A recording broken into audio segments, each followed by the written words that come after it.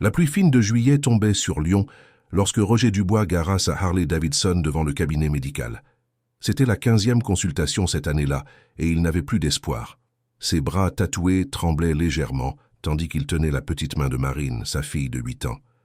La petite fille regardait son père avec ses immenses yeux marrons, essayant de lire sur ses lèvres comme elle avait appris à le faire d'aussi loin qu'elle se souvienne. Roger était une figure imposante, avec 1,90 m de hauteur, de larges épaules et une barbe épaisse qui cachait une partie des cicatrices d'accidents de moto de sa jeunesse. Il imposait le respect partout où il allait. En tant que président des Aigles de l'Asphalte, l'un des motoclubs les plus traditionnels d'Auvergne-Rhône-Alpes, il était habitué à résoudre les problèmes avec fermeté et détermination. Mais l'état de Marine était un ennemi contre lequel sa force physique ne valait rien. 6 ans, 6 longues années depuis qu'il avait remarqué que quelque chose n'allait pas avec l'ouïe de sa fille. Marine n'avait que 2 ans lorsque Roger remarqua qu'elle ne réagissait pas quand il l'appelait par derrière. Au début, il pensa que c'était juste de la distraction enfantine.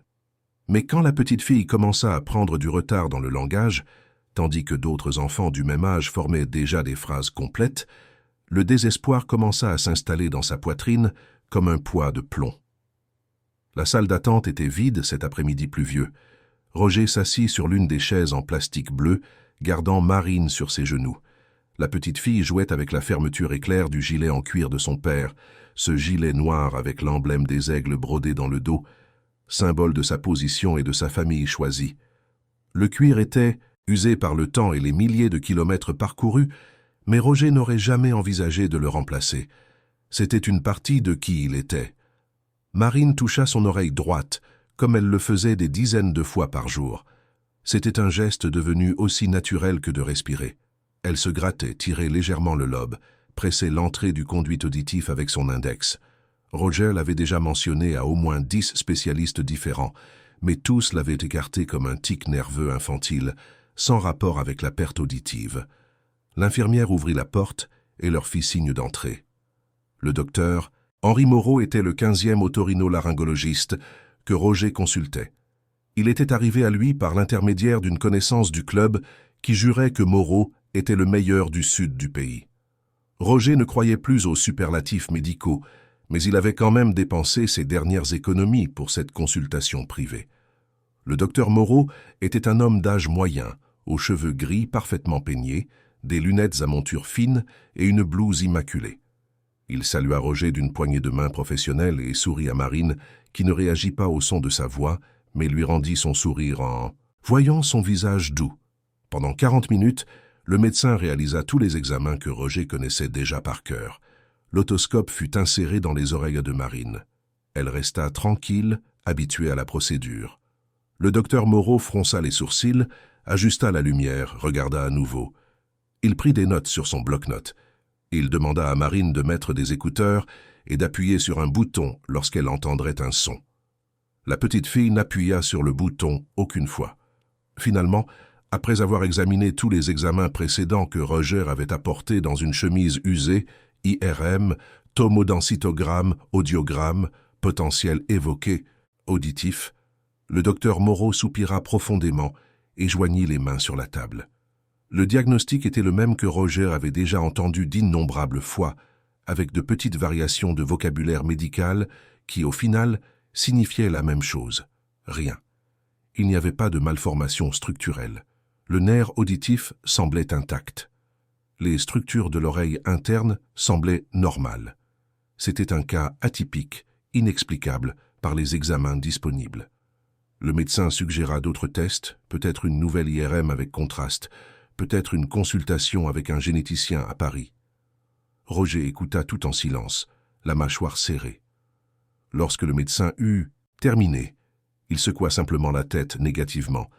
Il n'y avait plus d'argent pour d'autres tests. Le compte bancaire était à sec. Il avait vendu sa moto de rechange, il avait demandé des prêts à des amis du club, il avait même envisagé de vendre sa Harley principale, bien que ce fût comme arracher un morceau de son âme. Ils sortirent du cabinet sous la pluie qui tombait maintenant avec plus d'intensité.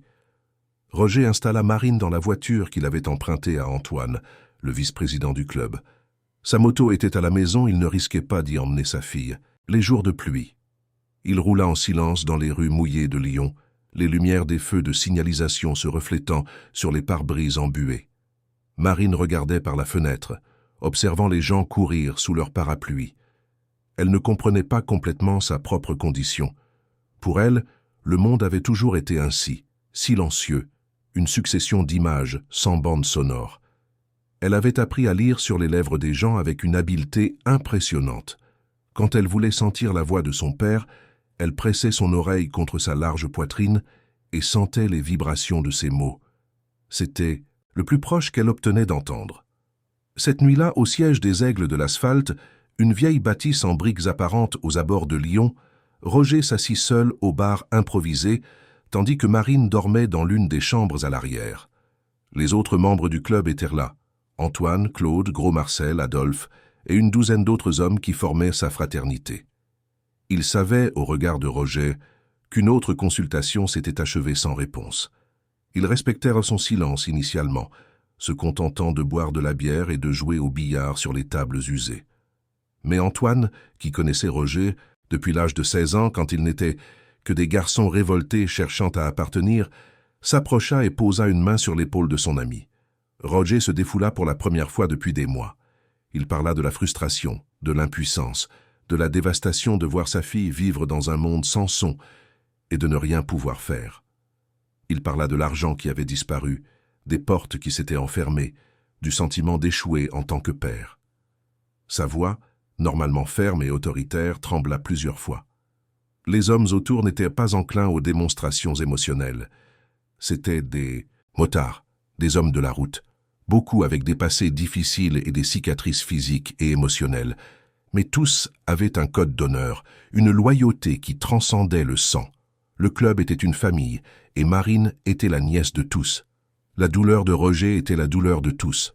Gros Marcel, un homme de près de 150 kilos, avec un cœur proportionnellement grand, suggéra d'organiser une tombola, un événement caritatif. Adolphe mentionna connaître un guérisseur à la campagne qui pourrait peut-être aider. Chacun m'offrit ce qu'il pouvait, de l'argent, des contacts, des prières. Roger remercia tout le monde, mais savait qu'ils avaient déjà tout essayé. Cette nuit-là, allongé sur le vieux canapé du siège, tandis que Marine dormait dans la chambre voisine, Roger prit une décision. Le mardi suivant, il prendrait un jour de congé. Il n'y aurait pas de consultation médicale, pas de soucis d'argent ou de traitement. Juste lui et Marine, passant une journée normale ensemble, peut-être au parc, peut-être en mangeant de la glace, juste étant père et fille sans le poids de la maladie entre eux. C'était une reddition temporaire, mais aussi un acte d'amour.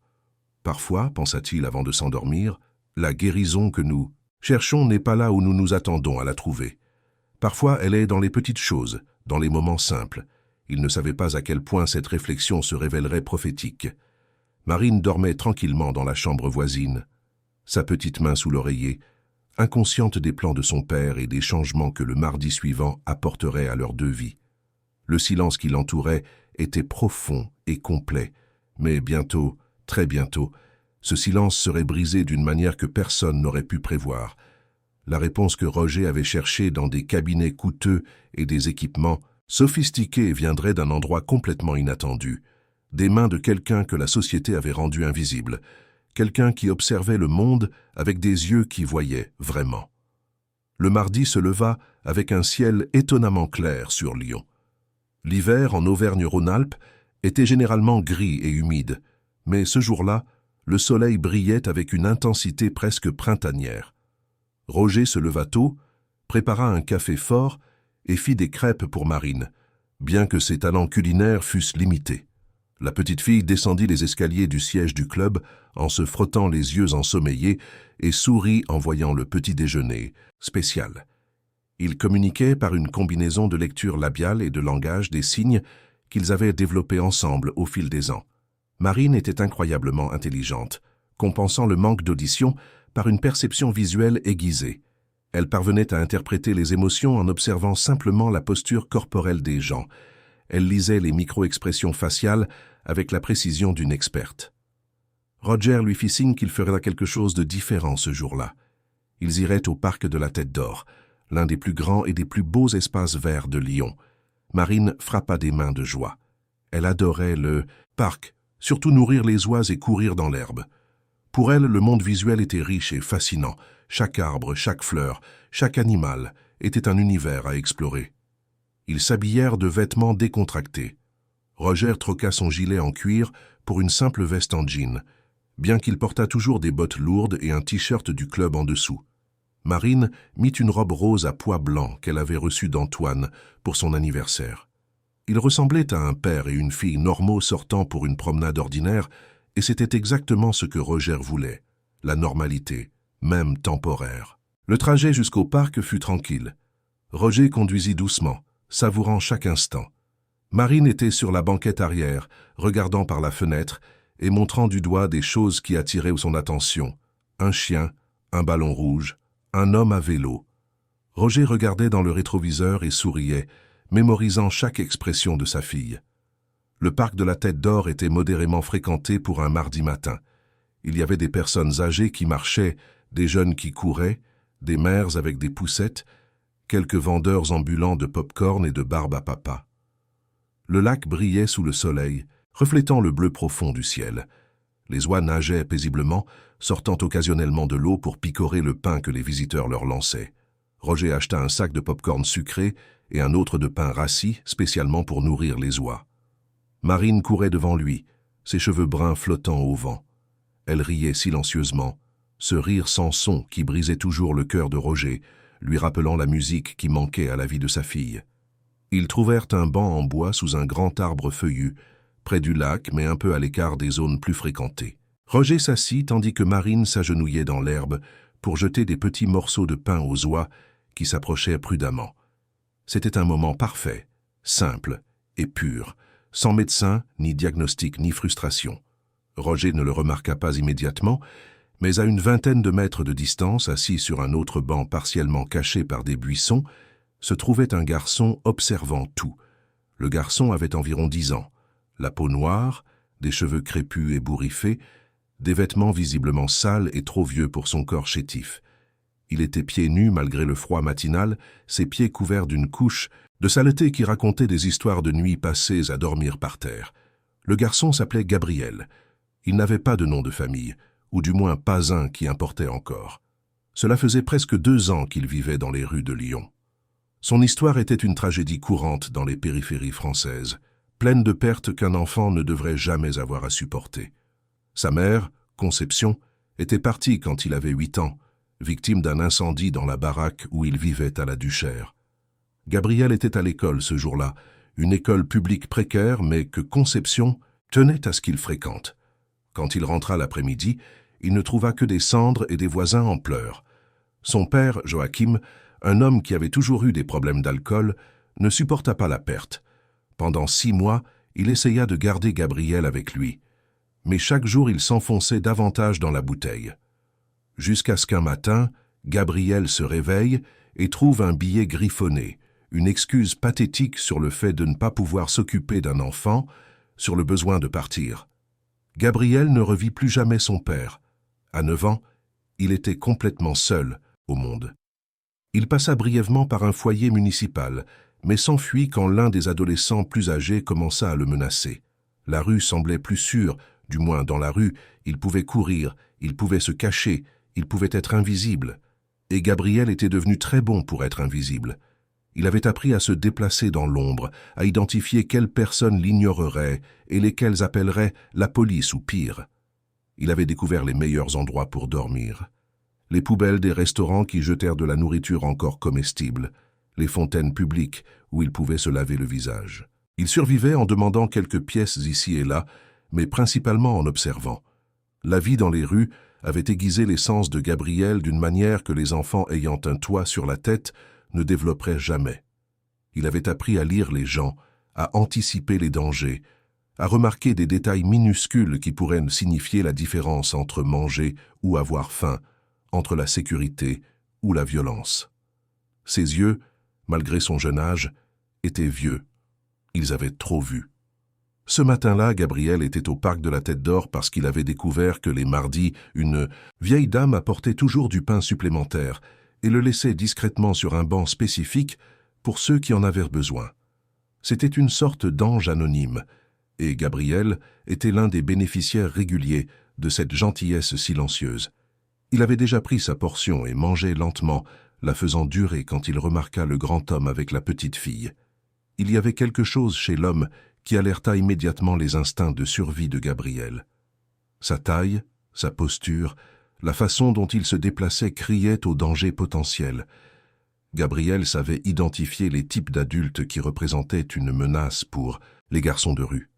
Mais quelque chose d'autre le fit observer avec une attention renouvelée, la tendresse évidente entre l'homme et la petite fille, la façon dont il la regardait, comme elle lui souriait. Gabriel ressentit une pointe de nostalgie si aiguë qu'elle lui fit presque mal physiquement. Il se rappela comment sa mère lui peignait les cheveux, comment son père, les bons jours avant que l'alcool ne le domine complètement, l'emmenait jouer au ballon sur un petit terrain. C'étaient des souvenirs qu'il essayait de ne pas revisiter souvent parce qu'ils rendèrent la rue encore plus froide et solitaire.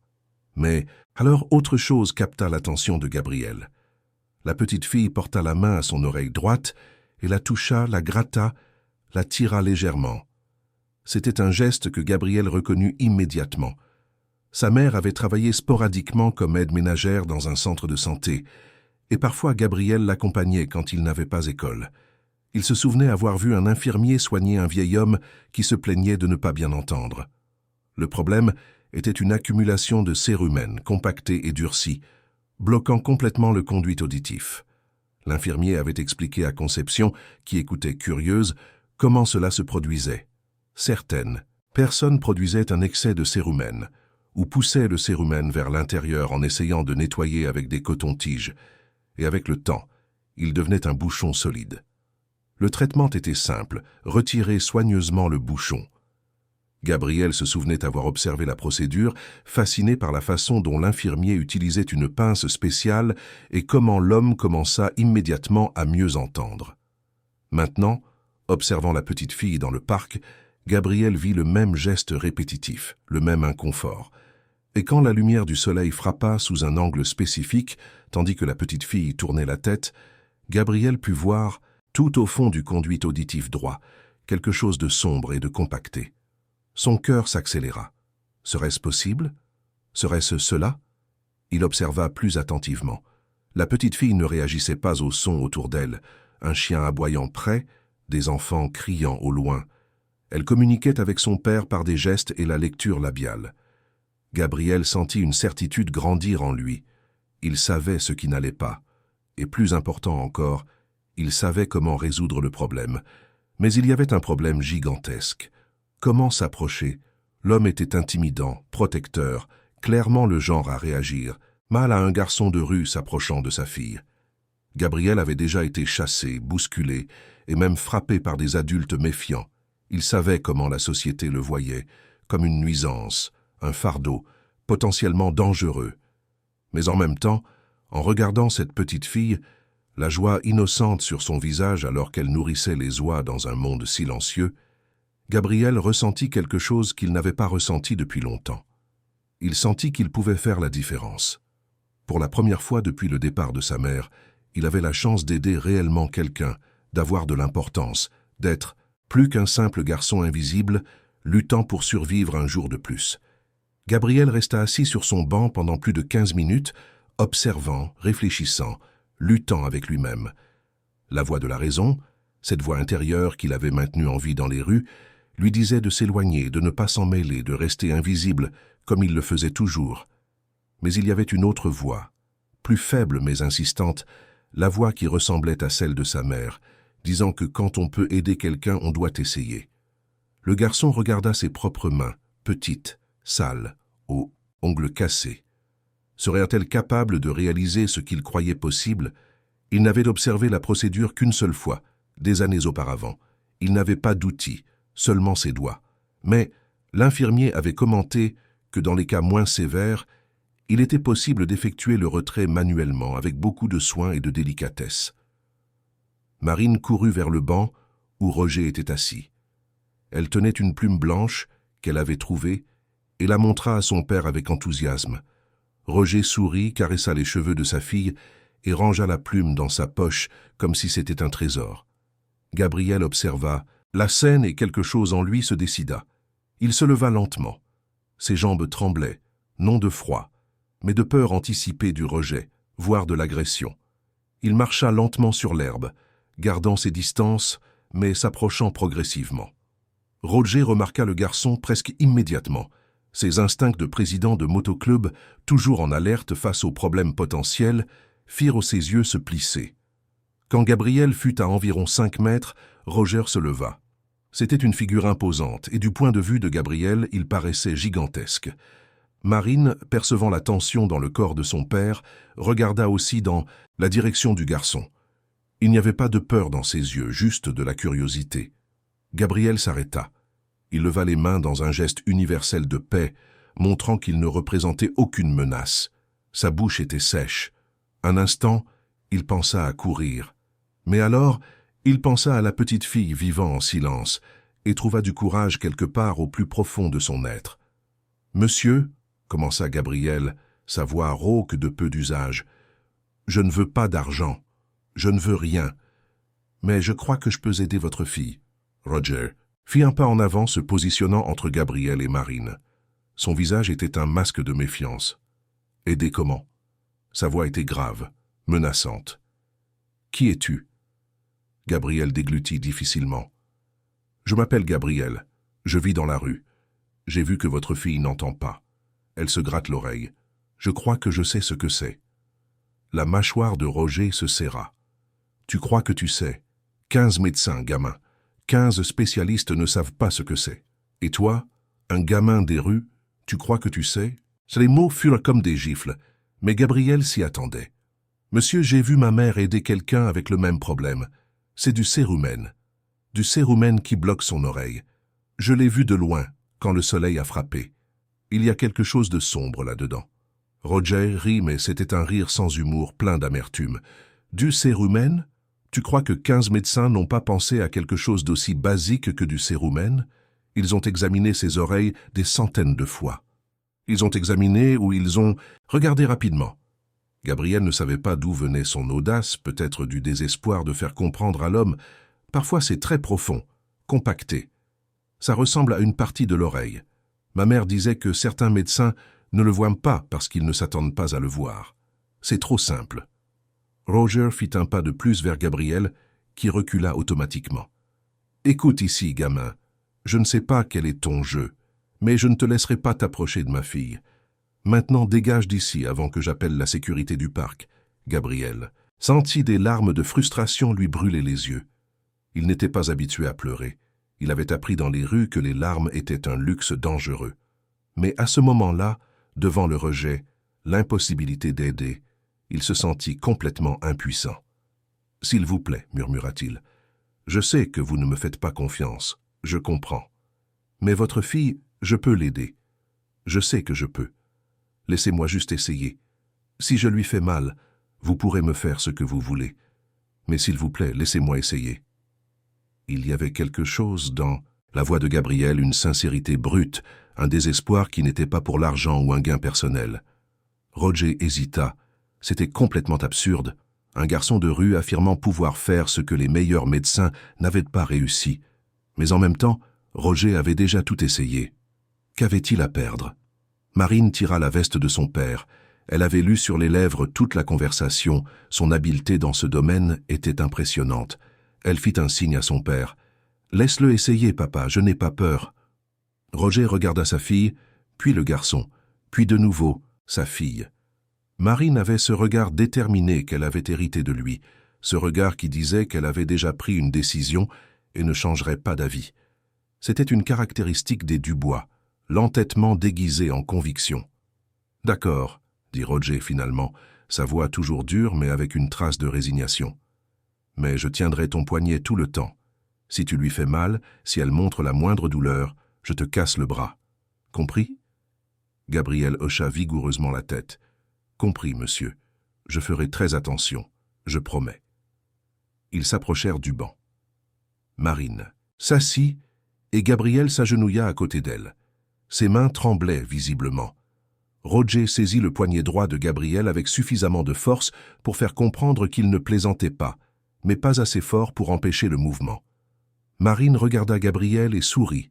un sourire confiant qui serra le cœur du garçon. Gabriel inspira profondément. D'abord, il observa attentivement les deux oreilles de Marine. La gauche semblait normale. La droite était là où il avait vu le blocage. Avec sa main libre, il demanda la permission par un geste et tourna délicatement la tête de Marine pour avoir un meilleur accès. La lumière du soleil était parfaite sous cet angle. C'était là, profondément dans le conduit auditif, presque imperceptible à moins de savoir ce qu'il fallait chercher, se trouvait une masse durcie de cérumen et de saleté compactée au fil des années. Elle était de couleur brun foncé, presque noire, et s'était formée de telle manière qu'elle semblait faire partie de l'anatomie naturelle. Gabriel comprit immédiatement pourquoi les médecins l'avaient ignorée, surtout lors d'examens rapides avec un éclairage inadéquat. Marine resta complètement immobile. Roger observait chaque mouvement de Gabriel comme un faucon. Gabriel porta lentement son petit doigt à l'entrée du conduit auditif. Ses ongles étaient courts, naturellement cassés, ce qui était en fait une bonne chose, moins de risque de rayer. Il travailla avec une délicatesse qui contredisait ses mains rendues rugueuses par la vie de rue. Le premier contact fut exploratoire, sentant la texture, la profondeur, comprenant comment le blocage était positionné. Marine ne montra aucun inconfort. Encouragé, Gabriel commença à travailler sur les bords, essayant de créer de l'espace, détachant soigneusement la masse compactée des parois du conduit auditif. Roger respirait à peine. 30 secondes s'écoulèrent, comme une éternité. Gabriel travaillait avec une concentration totale, sa langue entre les dents, de la sueur se formant sur son front malgré le froid. Puis il réussit à obtenir un bon levier. D'un mouvement précis mais doux, il retira le bouchon. Il était plus grand qu'il ne paraissait possible pour ce petit espace, un morceau solide de cérumen durci, de saleté accumulée et de cellules mortes de la peau, compactées au fil des ans, en un bouchon presque parfait. Gabriel le tint entre le pouce et l'index, le montrant à Roger avec une expression de triomphe contenue. Et puis il se passa quelque chose que personne n'était préparé à voir. Marine haleta. Ses yeux s'écarquillèrent énormément. Sa tête tourna frénétiquement d'un côté à l'autre. Elle commença à trembler, non de peur, mais de surcharge sensorielle absolue. Le monde envahit sa conscience comme une inondation. Le bruit du vent dans les feuilles des arbres, les oies qui caquetaient sur le lac, des voix lointaines d'autres personnes dans le parc, l'aboiement d'un chien, des voitures passant sur l'avenue voisine, le son de sa propre respiration accélérée. Tout en même temps, sans filtre, sans préparation, Marine commença à pleurer. Des larmes coulaient sur son visage tandis qu'elle portait ses mains à ses oreilles. Non, pas pour les bloquer, mais pour les toucher avec révérence, avec incrédulité. Elle regarda son père et, pour la première fois de sa vie consciente, elle entendit quand il parla. « Marine », murmura Roger, sa propre voix brisée par l'émotion. « Tu m'entends ? Marine, mon amour, tu m'entends ?» Et Marine, à travers les larmes, à travers le choc, à travers la surcharge de sensations complètement nouvelles, dit quelque chose qu'elle n'avait jamais vraiment dit auparavant, n'entendant jamais les mots, ne sachant jamais si elle formait correctement les sons. « Papa », dit-elle. Et cette fois, elle entendit sa propre voix, étrange, merveilleuse, réelle. « Papa, je t'entends. » Roger Dubois, homme qui avait affronté des bagarres de bar, des accidents de moto qui auraient pu être fatals, et les pires adversités que la vie en marge de la société pouvait offrir, s'effondra.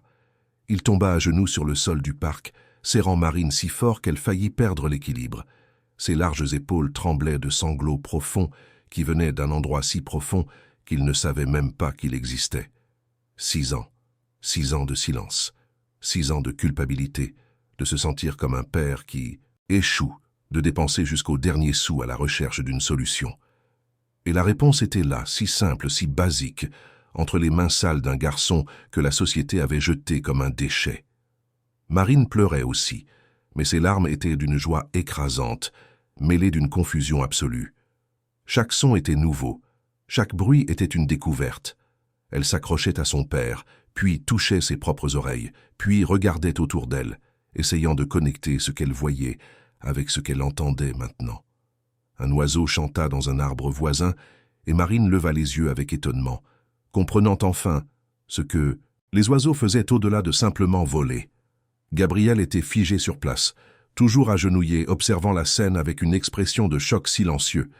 Il s'était attendu à ce que cela fonctionne, mais voir le résultat réel, être témoin du moment où cette petite fille découvrait le son pour la première fois, était quelque chose qui transcendait tout ce qu'il aurait pu imaginer. Des larmes coulaient aussi sur son visage, des larmes qu'il ne savait pas verser. Après ce qui sembla des heures, mais ne fut que quelques minutes, Roger lâcha Marine et se tourna vers Gabriel. Le garçon se recroquevilla instinctivement, toujours conditionné à s'attendre à une agression. Mais ce qui se produisit fut quelque chose de complètement différent. Roger attira Gabriel dans une étreinte écrasante. Le grand homme enveloppa le garçon chétif comme s'il était la chose la plus précieuse au monde. « Tu as sauvé ma fille », répétait Roger entre deux sanglots. « Tu l'as sauvée. Comment puis-je te remercier? Comment ?» Gabriel ne savait pas quoi dire. Il n'était pas habitué aux câlins, encore moins de la part d'étrangers, encore moins d'hommes intimidants. Mais il y avait quelque chose de réconfortant dans cette étreinte, quelque chose qu'il n'avait pas ressenti depuis le départ de sa mère. La sécurité, l'appartenance, l'importance. Quand Roger le lâcha finalement, il tint Gabriel par les épaules et le regarda droit dans les yeux. « Quel est ton nom complet » Gabriel hésita. « Juste Gabriel, monsieur. Je n'ai pas de nom de famille qui compte. »« Tu as de la famille? Quelqu'un t'attend quelque part ?» Gabriel secoua la tête négativement. « Non, monsieur. Je n'ai personne. » Quelque chose changea sur le visage de Roger à ce moment-là. Une décision se forma, impulsive peut-être, mais absolument certaine. « Maintenant tu en as, dit-il avec une fermeté qui n'admettait pas de discussion. Tu vas venir avec moi. Tu vas vivre avec nous. Tu m'as rendu ma fille, et je ne te laisserai pas retourner dans la rue. » Gabriel cligna des yeux, confus. « Monsieur, je n'ai pas besoin de... » commença-t-il, mais Roger l'interrompit. « Je ne te demande pas ton opinion, gamin. Je te dis ce qui va se passer. » Et il fit quelque chose qui symbolisait tout. Il retira le gilet en cuir des aigles de l'asphalte, ce gilet qui était son identité, son emblème d'autorité et d'appartenance, et le plaça sur les épaules maigres de Gabriel. Le gilet était énorme pour le garçon. Les manches pendaient bien en dessous de ses mains, la longueur arrivait presque à ses genoux. Mais il y avait quelque chose de profondément significatif dans ce geste. Dans le monde des motoclubs, le gilet n'était pas seulement un vêtement. C'était sacré, c'était la famille, c'était un serment de sang. « Ce gilet signifie que tu fais partie de la famille maintenant, » expliqua Roger, sa voix encore rauque d'émotion. « Tu es mon fils, Marine est ta sœur, et le club, eux tous, sont ta famille.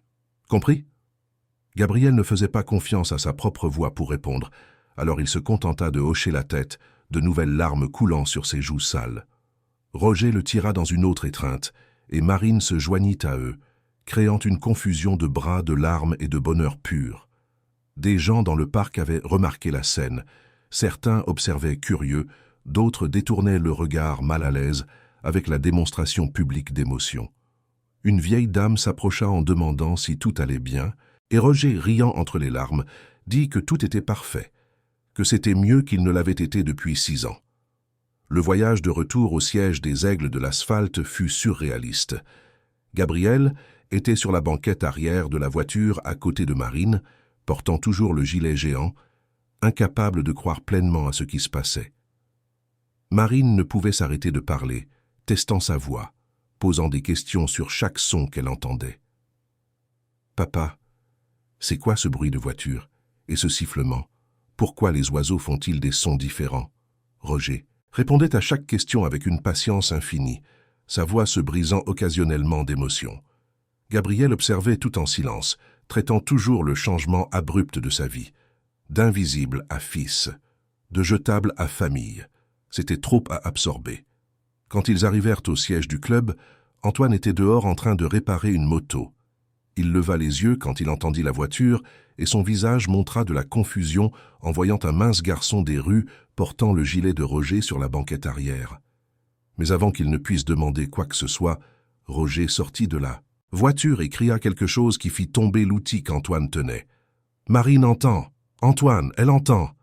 En quelques minutes, tous les membres disponibles du club se rassemblèrent dans la cour en gravier devant le siège. Gros Marcel, Claude, Adolphe et une douzaine d'autres motards formèrent un cercle confus. Roger raconta l'histoire pêle-mêle, montrant Gabriel du doigt, montrant le bouchon de cérumen qui était toujours enveloppé dans une serviette en papier, démontrant comment Marine réagissait maintenant au son. Pour prouver, Claude frappa dans ses mains derrière Marine sans qu'elle ne le regarde. Elle se retourna immédiatement, avec un sourire radieux, et dit « Je t'ai entendu ». La réaction des hommes fut instantanée. Certains crièrent de joie, d'autres embrassèrent Marine. Gros Marcel pleura ouvertement, sans aucune honte. Mais quand l'attention se tourna vers Gabriel, qui essayait de se faire petit et invisible par habitude, l'atmosphère changea légèrement. Il y avait de la gratitude, certes, mais aussi une méfiance instinctive. C'était un garçon de rue, après tout, sale, clairement malnutri, peut-être avec des puces. Antoine exprima à voix haute ce que certains pensaient. « Roger, c'est super ce qu'il a fait, mais tu es sûr de... ça ? Amener un gamin que nous ne connaissons pas au club ?» Roger se tourna vers Antoine avec une expression qui n'admettait aucune discussion. « Ce gamin, dit-il insistant sur chaque mot, a fait ce que 15 médecins coûteux n'ont pas réussi.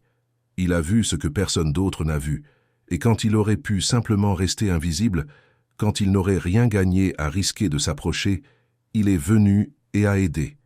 Il m'a rendu ma fille.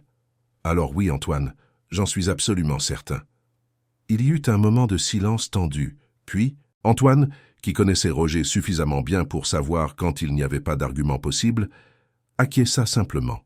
« D'accord, mon frère, si tu dis qu'il est de la famille, alors il est de la famille. » Un par un, les autres membres firent de même. Certains avec plus d'enthousiasme que d'autres, mais tous finirent par accepter. C'était la loi du club. La décision du président était finale, surtout en matière de famille. Gros Marcel fut le premier à vraiment accueillir Gabriel chaleureusement. Il s'agenouilla pour se mettre à la hauteur du garçon et tendit une main énorme. « Bienvenue, t'es aux aigles de l'asphalte, gamin. Quiconque fait pleurer notre président de joie est le bienvenu ici. » Gabriel serra la main hésitant et Marcel le tira dans une étreinte qui faillit écraser le garçon. Puis ce fut Adolphe, puis Claude, un par un chaque membre du club salua Gabriel, le recevant officiellement dans la fraternité. Roger emmena Gabriel et Marine à l'intérieur du siège. Le bâtiment était rustique, avec des murs de briques apparentes, décorés de drapeaux de motoclub, de plaques de motos anciennes et de photographies encadrées de voyages et d'événements. Il y avait un bar dans un coin, une table de billard usée, de vieux canapés confortables et une odeur persistante d'huile de moteur, de bière et de cuir. « Ce sera ta chambre », dit Roger, ouvrant une porte dans le couloir supérieur. Elle était petite mais propre, avec un lit simple, une armoire et une fenêtre qui donnaient sur la cour. Gabriel regarda autour de lui comme s'il était dans un palais. Pour quelqu'un qui dormait sur les trottoirs et dans les ruelles, cette chambre modeste était un luxe inimaginable. Marine était dans la chambre d'à côté et elle commença immédiatement à montrer ses jouets à Gabriel, parlant sans cesse, toujours émerveillé par sa propre capacité à produire et à entendre des sons. Gabriel s'assit au bord du lit de Marine, écoutant, souriant occasionnellement à cette petite fille qui était maintenant sa sœur. Roger observait depuis la porte, son cœur si plein qu'il semblait qu'il allait exploser. À ce moment-là, il comprit quelque chose de fondamental. Il avait passé 6 ans à penser qu'il devait sauver Marine. Mais en réalité, Marine avait été sauvée par quelqu'un que la société pensait devoir être sauvée. Et en sauvant Marine, Gabriel les avait tous sauvés, leur donnant un but, une perspective et une leçon d'humanité qu'aucun d'eux n'oublierait jamais. Les premiers jours de Gabriel au siège des Aigles de l'asphalte furent un mélange d'adaptation et de découverte. Roger avait insisté pour que le garçon prenne un long bain cette première nuit, et quand Gabriel sortit de la douche, il trouva des vêtements propres l'attendant, des jeans qui devaient être ajustés avec une ceinture, des t-shirts du club et même de nouvelles baskets. Gros Marcel avait fait une course d'urgence à un magasin de vêtements. Mais les défis étaient plus profonds que simplement avoir un toit et des vêtements propres. Gabriel avait développé des instincts de survie qui ne disparaîtraient pas du jour au lendemain. Il dormait légèrement, se réveillant au moindre bruit. Il gardait de la nourriture sous son oreiller, incapable de croire qu'il y aurait un petit déjeuner le lendemain. Il avait du mal à établir un contact visuel direct, surtout avec les membres les plus intimidants du club. Marine, cependant, traversait sa propre révolution personnelle. Le monde sonore était à la fois merveilleux et effrayant. Pendant la première nuit, elle se réveilla en pleurant plusieurs fois, effrayée par des sons qu'elle ne parvenait pas à identifier. Le bourdonnement du réfrigérateur, le craquement des planches du plancher quand quelqu'un bougeait, le vent qui faisait claquer une fenêtre mal fermée. Pour elle, qui avait vécu dans un silence absolu, chaque son était potentiellement menaçant. Ce fut Gabrielle qui finit par devenir son interprète du monde sonore. La deuxième nuit, quand Marine se réveilla effrayée par le bruit d'une moto passant dans la rue, ce fut Gabrielle qui courut dans sa chambre avant même Roger. Il s'assit au bord du lit et, avec une patience qui contredisait son jeune âge, commença à expliquer. « C'est juste une moto, dit-il doucement. Comme les motos de ton père. Tu te souviens qu'aujourd'hui il t'a montré les motos. Ce bruit que tu as entendu, c'était le moteur. C'est comme ça qu'elle sonne quand elle passe dans la rue. » Marine tint la main de Gabrielle. « Mais comment je sais si c'est un bon son ou un mauvais son ?» Gabrielle réfléchit un instant. « Tu apprendras, dit-il. Avec le temps, je t'aiderai. Quand tu entendras un son et que tu ne sauras pas ce que c'est, tu m'appelles et je t'expliquerai. D'accord ?» Cela devint leur rituel. Chaque soir, avant que Marine ne s'endorme, Gabrielle s'asseyait avec elle et ils écoutaient ensemble les sons de la maison et de la rue. Il identifiait chacun. C'est l'horloge au mur qui fait tic-tac. C'est un chien qui aboie au loin. C'est le vent. C'est quelqu'un qui regarde la télévision. Progressivement, Marine commença à construire un vocabulaire sonore, apprenant à distinguer les sons menaçants des sons inoffensifs. Pendant la journée, Roger s'occupait des obligations du club, mais consacrait tout son temps libre aux deux enfants. Il inscrivit Gabrielle dans la même école que Marine fréquenterait, une école publique proche qui, bien que n'étant pas parfaite, était décente. Mais avant cela, il dut résoudre des questions bureaucratiques. Gabrielle n'avait pas de documents, aucune trace officielle de son existence. Roger découvrit que résoudre cela serait plus compliqué qu'il ne l'imaginait. Le système était engorgé de cas, et obtenir un acte de naissance pour un enfant sans enregistrement prendrait des mois, peut-être des années. Mais Roger n'était pas homme à attendre les bureaucraties. Il avait des contacts, des gens qui lui devaient des faveurs, et il les mobilisa tous. En 3 semaines, par des voies pas toujours officielles, mais certainement efficaces, Gabrielle eut des documents. Gabrielle Silva Dubois. Roger avait insisté pour ajouter son nom de famille. L'école fut un défi différent. Gabrielle avait des années de retard scolaire. Sa mère avait réussi à le maintenir à l'école jusqu'à l'âge de 8 ans, mais les 2 années passées dans les rues avaient créé d'énormes lacunes. Il lisait avec difficulté, ses mathématiques étaient rudimentaires. Il ne savait rien de la science ou de l'histoire au-delà de ce qu'il avait vécu. Mais Gabrielle avait quelque chose que beaucoup d'élèves n'avaient pas, la soif d'apprendre. Il absorbait le savoir comme une éponge sèche. Il veillait tard avec des livres empruntés, posant des questions interminables à Roger et aux autres membres du club. Antoine, qui avait une formation technique en mécanique, commença à l'aider en mathématiques. Claude, qui, étonnamment, avait une formation en histoire avant d'embrasser la vie de motard, lui enseignait le monde. Marine commença également son propre parcours éducatif. Pour la première fois, elle pourrait suivre des cours réguliers sans avoir besoin d'un interprète en langue des signes. L'école fut compréhensive, reconnaissant qu'elle aurait besoin d'un soutien spécial pendant qu'elle apprenait à traiter les informations auditives. Une orthophoniste commença à lui rendre visite 2 fois par semaine, l'aidant à affiner sa propre voix, à distinguer les phonèmes, à développer des compétences auditives que d'autres enfants développaient naturellement dans les premières années de leur vie. Gabrielle accompagnait Marine à bon nombre de ses séances. Il avait un intérêt sincère, mais plus que cela, il voulait être présent pour sa sœur. Le lien entre eux était profond et unique. Ils s'étaient mutuellement sauvés de manière différente, mais tout aussi importante. Marine donnait à Gabrielle un but, une raison d'être plus qu'un simple survivant. Gabrielle donnait à Marine la sécurité, quelqu'un qui comprenait à la fois son ancien monde de silence et son nouveau monde de son. 3 mois après ce mardi transformateur au parc, la vie avait établi une routine. Gabrielle et Marine allaient à l'école ensemble, Gabrielle instinctivement protecteur, marchant toujours du côté extérieur du trottoir, toujours attentif aux dangers potentiels. À l'école, Marine devint rapidement populaire, son histoire unique et sa personnalité joyeuse lui attirant des amitiés. Gabriel était plus réservé, mais son intelligence et son effort sincère gagnèrent le respect des professeurs. Le soir, le siège du club était un lieu de camaraderie. Les membres avaient complètement accepté Gabriel.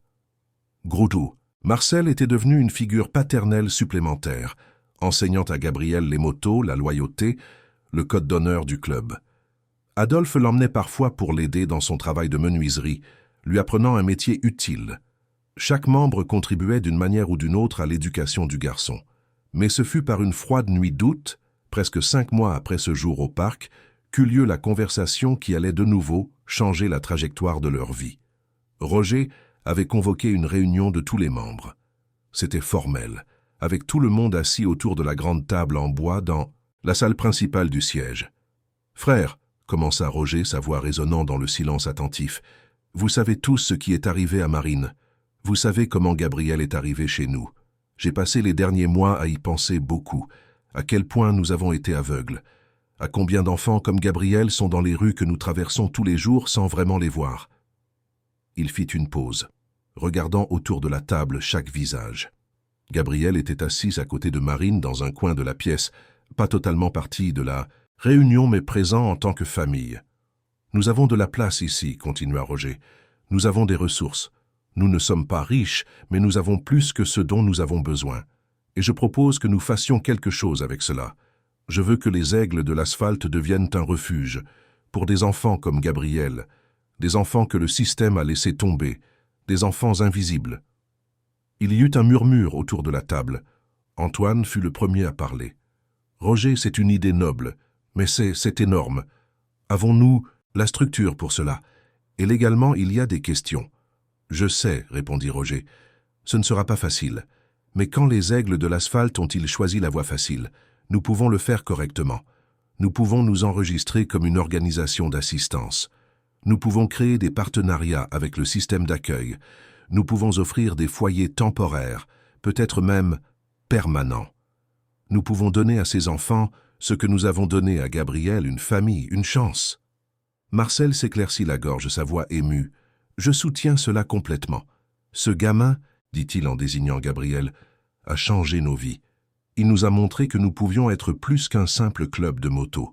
Nous pouvons vraiment faire la différence. » Un par un, les membres exprimèrent leurs opinions.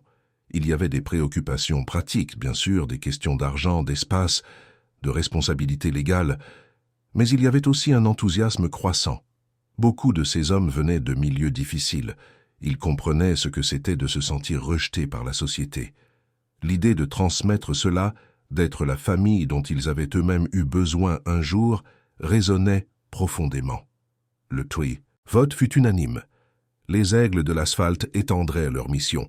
Ils commenceraient à petit, peut-être 1 ou 2 enfants supplémentaires au début, apprenant au fur et à mesure. Roger avait déjà contacté des avocats et des travailleurs sociaux, préparant le terrain. Gabriel avait tout écouté en silence. Lorsque la réunion fut terminée et que les hommes commencèrent à se disperser, il s'approcha de Roger. « Papa, dit-il, et l'usage naturel de ce mot fit sourire Roger. « C'est à cause de moi ?» Roger s'agenouilla pour se mettre à la hauteur de Gabriel. « C'est grâce à toi. » corrigea-t-il. « Tu nous as appris à voir. Tu nous as appris que la famille n'est pas toujours une question de sang. C'est une question de qui est prêt à être présent, qui est prêt à aider, qui voit de la valeur là où d'autres ne voient que des problèmes. Tu nous as donné un but plus grand que de simplement rouler sur nos motos le dimanche. » Gabriel serra Roger dans ses bras et Marine se joignit à eux. Là, au siège d'un motoclub à Lyon, 3 personnes qui s'étaient trouvées de manière improbable formaient le noyau de ceux qui allaient devenir quelque chose de bien plus grand que ce qu'aucun d'eux n'aurait pu imaginer ce mardi matin au parc de la Tête d'Or. 3 ans s'étaient écoulés depuis ce jour transformateur au parc. Gabriel avait maintenant 13 ans, il avait grandi de plusieurs centimètres, et bien qu'il fût toujours mince, il n'avait plus cette apparence dénutrie de l'enfant des rues qu'il avait été. Ses yeux gardaient cette profondeur de quelqu'un qui avait trop vu pour son âge, mais il y avait maintenant aussi un éclat d'espoir et de but. Marine, à 11 ans, était une jeune fille vibrante et confiante. Son adaptation au monde sonore était complète. Non seulement elle entendait parfaitement, mais elle avait développé une passion profonde pour la musique. Roger avait acheté un piano d'occasion 2 ans auparavant et Marine pratiquait religieusement tous les après-midi. Son professeur disait qu'elle avait un talent naturel, une sensibilité pour les mélodies qui étaient rares. Marine avait l'habitude de dire que c'était peut-être parce qu'elle se souvenait du silence, alors elle appréciait chaque note d'une manière que les autres ne pouvaient pas. La plus grande transformation, cependant, avait eu lieu avec les aigles de l'asphalte. Le projet d'accueil que Roger avait proposé cette nuit-là 3 ans auparavant était devenu une réalité et avait ensuite dépassé ses attentes initiales. Le siège avait été agrandi, avec une annexe construite à l'arrière contenant 6 chambres supplémentaires. Ils avaient obtenu le statut d'organisation à but non lucratif et un partenariat officiel avec le système d'accueil municipal. À ce moment-là, 8 enfants vivaient au siège, en plus de Gabriel et Marine. Chacun apportait sa propre histoire de traumatisme et d'abandon. Il y avait Lucas, 7 ans, qui avait fui un foyer adoptif abusif. Il y avait les jumelles Béatrice et Blanche, 9 ans, orphelines, que leurs parents n'avaient pas voulu. Il y avait Raphaël, 12 ans, qui avait été trouvé vivant dans une gare routière. Il y avait Julie, 6 ans, sauvée d'une situation de négligence grave. Il y avait Côme et Pierre, frères de 8 et 10 ans qui refusaient d'être séparés par le système. Il y avait Léna, 13 ans, qui avait fui la maison après des années de violence domestique. Chaque enfant avait été accueilli de la même manière que Gabriel, à bras ouverts par ces motards rudes, mais au cœur énorme. Le club avait développé un système. Chaque membre devenait le mentor d'au moins un enfant, leur enseignant des métiers, des valeurs, leur donnant l'attention individuelle que le système surchargé ne pouvait pas fournir. Gabriel était devenu une figure centrale de ce système. Il comprenait mieux que quiconque ce que ses enfants traversaient. La peur, la méfiance, la difficulté de croire qu'ils étaient enfin en sécurité. Il était souvent le premier à accueillir les nouveaux arrivants, s'asseyant avec eux, racontant sa propre histoire, leur montrant qu'il était possible non seulement de survivre, mais de prospérer. L'école locale était devenue partenaire du projet. Tous les professeurs connaissaient les enfants des aigles et faisaient des efforts supplémentaires pour les soutenir. Gabriel excellait académiquement, particulièrement en sciences. Son professeur de biologie avait commenté que Gabriel avait l'esprit d'un chercheur, posant toujours des questions pertinentes, voulant toujours comprendre le pourquoi des choses. Mais la révélation la plus significative allait avoir lieu un samedi après-midi de novembre, lorsque Gabriel allait fêter ses 14 ans. Roger avait organisé une fête au siège, avec tous les enfants, tous les membres du club et plusieurs personnes de la communauté qui s'étaient impliquées dans le projet au fil des ans. La cour était décorée de drapeaux colorés. Il y avait des barbecues fumants avec de la viande, des tables remplies de salades et de desserts. Des enfants couraient entre les motos garées, riant, jouant.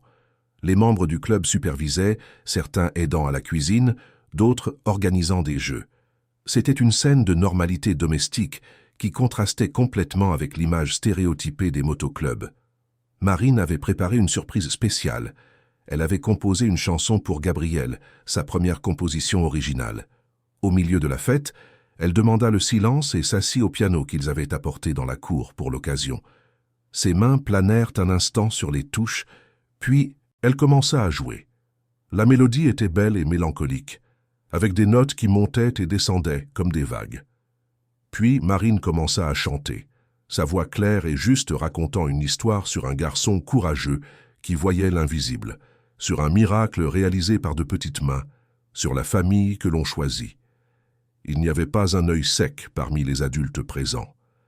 Quand Marine eut terminé, il y eut un moment de silence respectueux avant que tout le monde n'éclate en applaudissements.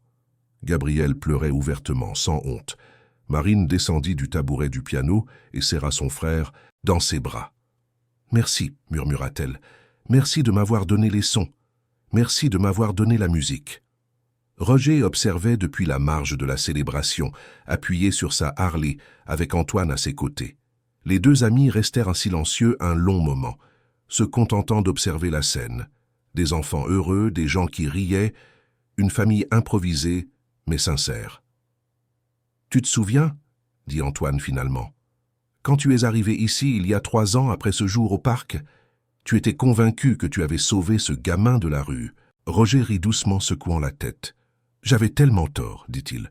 Je ne l'ai pas sauvé, il nous a sauvés, nous tous. Antoine acquiesça. Avant Gabriel, nous n'étions qu'un groupe de motards vieillissants, roulant le dimanche, buvant de la bière, vivant dans le passé. Maintenant, regarde ce que nous sommes. Regarde ce que nous faisons. Ces enfants, ils ont un avenir grâce à nous. Mais nous avons un but grâce à eux. C'est drôle, réfléchit Roger, comme j'ai passé 6 ans à chercher un remède pour Marine au mauvais endroit. J'ai dépensé tout ce que j'avais en médecin et en examens coûteux. Et la réponse était là, entre les mains d'un garçon que la société avait rejeté. Un garçon invisible. Ça fait réfléchir à combien d'autres réponses, combien d'autres miracles sont là, cachés chez des gens que nous ne voyons pas. Antoine observa Gabriel être soulevé sur les épaules de Gros Marcel, le garçon riant tandis que d'autres enfants chantaient « Joyeux anniversaire ». Il est spécial, ce garçon. Il l'a toujours été. Il avait juste besoin de quelqu'un pour le voir. Tous sont spéciaux, corrigea doucement Roger. Chacun de ses enfants. Gabriel, Marine, Lucas, les jumelles, tous. Ils ont juste besoin de quelqu'un pour voir, pour s'en soucier, pour être présent. C'est tout ce dont un enfant a besoin, au final. La fête continua jusqu'au soir. Quand finalement les enfants commencèrent à être fatigués, ils furent conduits à leur chambre.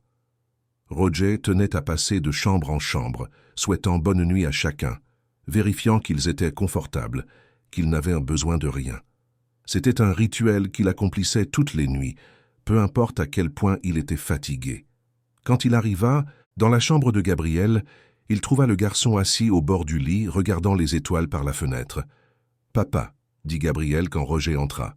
« Je peux te poser une question ?»« Bien sûr, mon fils, toujours. » Gabriel hésita, choisissant ses mots avec soin. « Tu regrettes de m'avoir ramené à la maison ce jour-là? Tout ce changement, toute cette responsabilité, tu regrettes ?»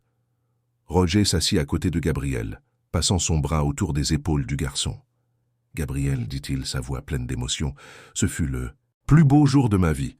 Mieux encore que le jour où Marine est née, car ce jour-là j'ai retrouvé ma fille et j'ai eu un fils que je ne savais même pas attendre. Tu n'as pas seulement changé la vie de Marine, tu as changé la mienne. Tu as changé celle de tous ici. » Il fit une pause, s'assurant que Gabriel le regardait. « J'ai passé des années à me sentir impuissant, à me sentir comme un père qui échoue. Mais tu m'as montré que la vraie force n'est pas d'avoir de l'argent ou des relations ou des muscles. Elle est de se soucier, d'être attentif, d'avoir le courage d'agir quand on voit quelqu'un qui a besoin d'aide. Tu avais 10 ans et tu savais déjà ça. Tu m'as appris quelque chose que j'aurais dû apprendre il y a longtemps. » Gabriel se blottit contre Roger et ils restèrent ainsi un long moment. « Ma mère me manque, » dit doucement Gabriel. « Parfois. Mais je sais qu'elle serait heureuse de savoir où je suis maintenant, sachant que j'ai de nouveau une famille. »« Ta mère est fière de toi, » dit Roger avec certitude. « Où qu'elle soit, elle sait que son fils fait une différence dans le monde. Et tu l'as fait, Gabriel, plus que tu ne l'imagines. » Le lendemain matin, dimanche, il y eut une cérémonie spéciale dans la cour du siège. Roger avait fait faire un gilet officiel pour Gabriel, non plus le sien emprunté, mais le sien propre, de taille adaptée, avec des insignes brodés. Devant, sur le cœur, était écrit « Aigle de l'asphalte ». Dans le dos, en grandes lettres, il y avait le nom Gabriel, et en dessous une phrase « Celui qui voit l'invisible ». Quand Roger plaça le gilet sur les épaules de Gabriel devant tous les membres réunis et tous les enfants accueillis, ce fut un moment de reconnaissance officielle. Gabriel n'était plus seulement un enfant sauvé. Il était membre à part entière, frère, famille au sens le plus profond du mot. Les autres enfants applaudirent, certains demandant quand ils recevraient leur propre gilet. Roger sourit et promit que lorsque chacun d'eux serait prêt, quand il démontrerait les valeurs du club, loyauté, courage, compassion, ils recevraient aussi leur gilet. Marine était particulièrement émue. Elle serra fort Gabriel dans ses bras et murmura « Tu seras toujours mon héros, toujours ». Dans les mois qui suivirent, l'histoire des aigles de l'asphalte et de leur projet d'accueil commença à attirer l'attention régionale. Un journal local publia un reportage. Une chaîne de télévision fit un sujet. D'autres motoclubs commencèrent à prendre contact, intéressés à reproduire le modèle dans leur propre ville. Roger et Gabriel furent invités à prendre la parole lors de conférences sur l'aide sociale, sur les modèles alternatifs d'accueil. Gabriel, qui à 14 ans démontrait déjà des compétences oratoires impressionnantes, racontait son histoire sans honte, expliquant comment un simple geste de gentillesse avait créé une vague de changement. Marine continua à développer son talent musical.